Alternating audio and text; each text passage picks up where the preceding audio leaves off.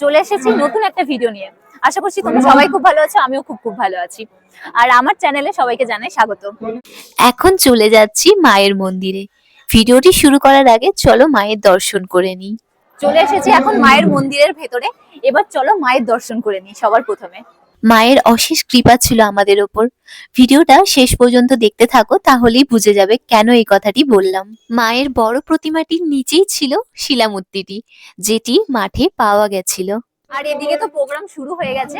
আজকে বাইরে থেকে কোনো অর্কেস্ট্রা বা কোনো ডান্স গ্রুপ আসেনি। আজকে এই পাড়ার সবাই, বাচ্চারা থেকে সবাই, মানে এখানে যারা থাকে এই পাড়াতে, তারাই এখানে ডান্স পারফরমেন্স করছে। চলো তাহলে দেখা যাক গল্প।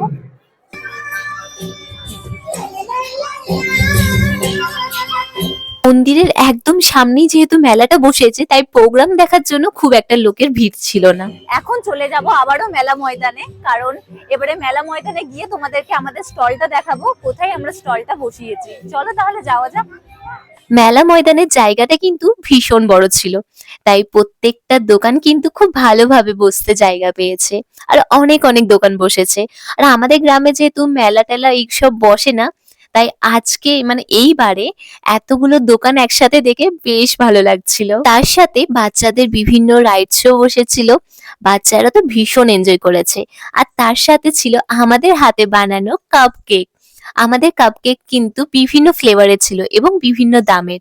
বাচ্চা থেকে বড় সবাই কিন্তু খুব ভালোবাসা দিয়েছে। আজকের এই ছোট্ট ভিডিওটি এখানেই শেষ করছি। সবাই খুব ভালো থেকো এবং সুস্থ থেকো।